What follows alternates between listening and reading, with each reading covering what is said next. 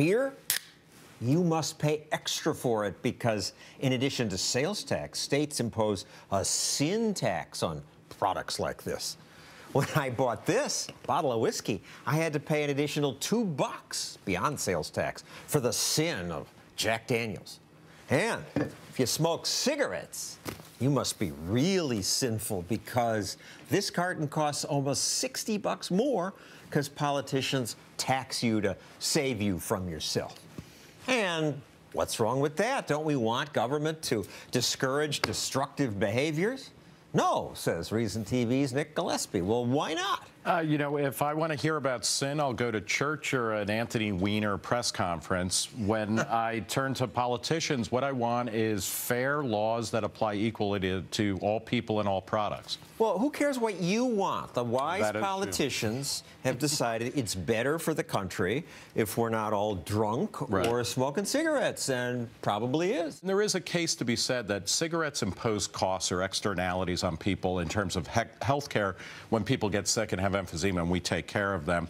So you can say, yeah, there should be a tax on that to cover those types of clearly identifiable linked health conditions that get pushed onto other people. But that isn't, you know, when New York City charges $5 in sin taxes for a pack of cigarettes or Chicago $6, they're going far beyond that. And this is what's odd about sin taxes. They're supposed to be high to discourage consumption of a good, but then they also are used to raise revenue that gets spent on all sorts of things. And I notice as fewer people smoke, the politicians are more eager to. Well, that's because people who are fat, people who are smokers, you know, they're minority groups essentially, and they can be demonized, and then you can start, you know, ratcheting up the costs that they have to pay for the things they want.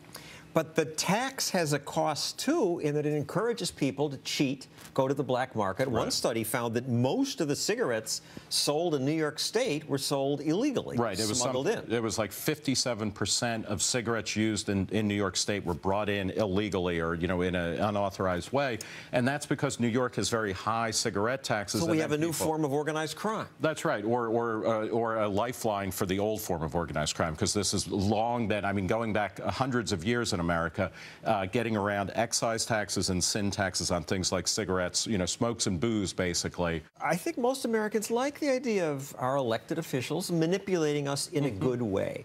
And for a while, we had luxury taxes, another form of sin tax. We had a tax on private planes and on cars valued over $30,000, boats over $100,000. That seems fair. Rich luxury. Make them pay. You know, this nothing underscores more clearly how sin taxes are often symbolic gestures. Those types of taxes become big luxury taxes during recessions, and you're looking to scapegoat somebody. And this happened in, I guess, the early '90s, where people were like, okay, let's go after luxury yachts. You know, it's Thurston Howell III and these billionaires, you know, who have yachts. Let's screw them by taxing them on that. What that does is it reduces the demand for yachts, and the people who make yachts are not billionaires, and you had lots of people thrown out of business. Same thing happened with the RVs. And they lobbied and repealed it within 3 years. So, you know, so that's kind of good. But this impulse to say certain things are sinful and wrong in colonial America, you could be taxed heavily for dressing above your station if you wore fancy, you know, if you wore fancy ribbons. Leather boots were, you know, if they were extravagant, they were taxed heavily.